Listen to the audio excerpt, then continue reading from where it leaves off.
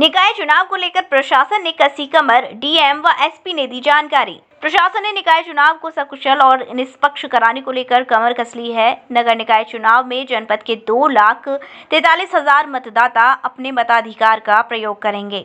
निकाय चुनाव की तैयारियों को अंतिम रूप देने का कार्य तेजी से शुरू किया गया है। पोलिंग बूथ के चयन से लेकर सुरक्षा के पुख्ता इंतजाम को लेकर भी पूरी तैयारी कर ली गई है। यही नहीं, सभी कार्यों के लिए अलग अलग नोडल अधिकारी बनाकर जिम्मेदारी दी गई है।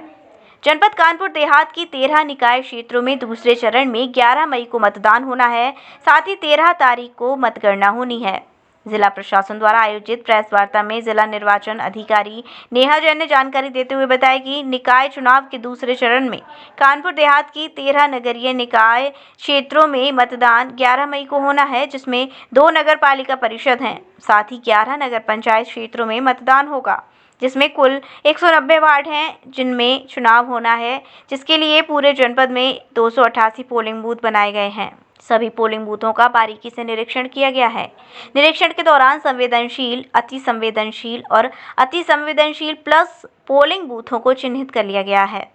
वहीं निकाय चुनाव में सुरक्षा व्यवस्था को लेकर जिले के पुलिस अधीक्षक PBGTS मूर्ति ने विस्तार से जानकारी देते हुए बताया कि निकाय चुनाव को सकुशल और शांतिपूर्ण संपन्न कराने को लेकर पुलिस प्रशासन पूरी तरह मुस्तैद है।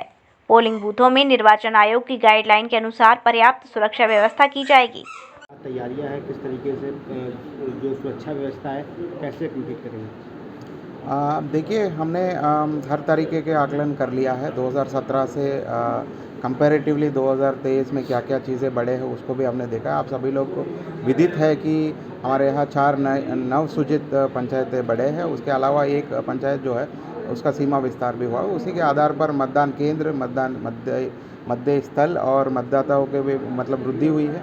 उसी के हिसाब से हमारे जो संवेदनशील, अति संवेदनशील प्लस जो स्थल है उसका भी हमने देख लिया है। उसी के आधार पर पूरी व्यवस्था किया जा रहा है। उसी मतलब जहाँ जहाँ मानकों के अनुसार जो हमारी फोर्स तैनात होनी है, चाहे वो सशस्त्र बल हो या जो मतलब PAC हो या होमगार्ड्स हो, उसी के आधार पर किया जा रहा है।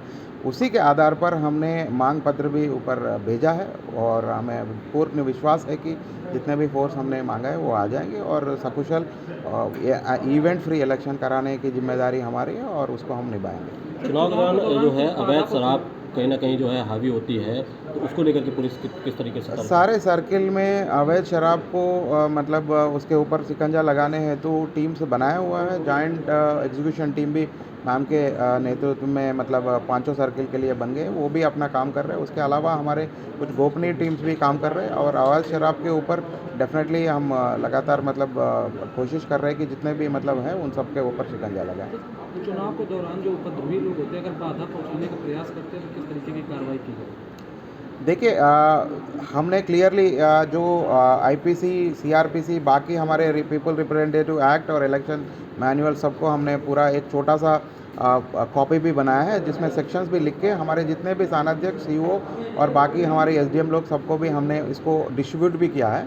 एक रेडी रेकनर टाइप हमने किया है। जो भी मतलब इस चुनाव के दौरान कुछ भी ऐसा मतलब अभद्रता पूर्वक व्यवहार करेंगे या आपराधिक तत्व करेंगे तो उसके खिलाफ जो जो सेक्शन है उसी के सुसंगत धाराओं में हम मुकदमा भी लिखेंगे और उनके ऊपर कड़ी कार्रवाई भी कराएंगे। देखिए, आप अवगत ही हैं कि जनपद कानपुर देहात में द्वितीय चरण में 11 मई को इलेक्शन होने हैं, जिसके लिए हमारे 13 नगरीय निकाय हैं, जिसमें से 2 नगर पालिका हैं और 190 वार्ड्स हैं कुल जिनमें चुनाव होना है। हमारे पूरे जनपद में 288 बूथ्स हैं जिनका हम लोग चिन्हीकरण कर लिया है कि कौन कौन से सेंसिटिव बूथ्स हैं। HS हाईली सेंसिटिव और HS प्लस बूथ्स हैं। HS प्लस बूथ्स में वेबकास्टिंग की व्यवस्था भी करी जाएगी। साथ ही जो भी हमारे विभिन्न कार्य हैं इलेक्शन के, उनको हम लोग ने विभाजित करते हुए नोडल अधिकारियों की नियुक्ति कर दी है। साथ ही जो भी निकाय हैं उनके अध्यक्ष पद के लिए और वार्ड मेंबर्स के लिए अलग अलग रिटर्निंग ऑफिसर्स की नियुक्ति कर दी गई है और ROs और AROs का प्रशिक्षण भी दिया जा चुका है।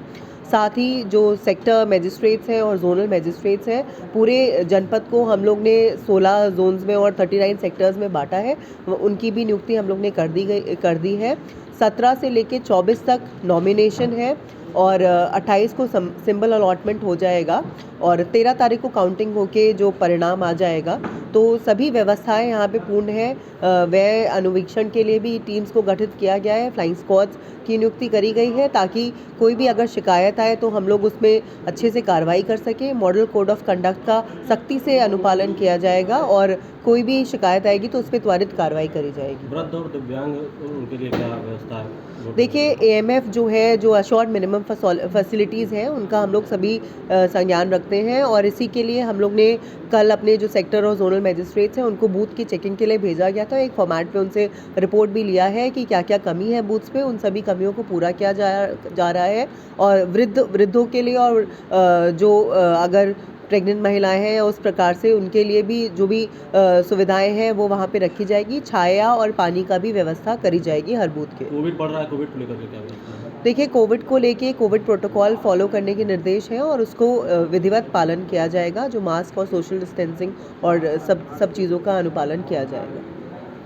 मथुरा का प्रतिष्ठित RK ज्वेलर्स एक ऐसा नाम जहां मिलती है आपको शुद्धता की 100% गारंटी और मिलता है आभूषणों के खरा होने का विश्वास। साथ ही सोने चांदी और हीरे जवाहरात से बने सैकड़ों डिजाइन के आभूषण जैसे लॉन्ग हार, माथा पट्टी, झूमर, बोलना, ब्राइडल सेट्स, रजवाड़ा सेट और भी बहुत कुछ। लगातार 35 सालों से आपकी सेवा में है तत्पर RK ज्वेलर्स, छत्ता बाजार, होली गेट, मथुरा। इनका नंबर है 7669181040।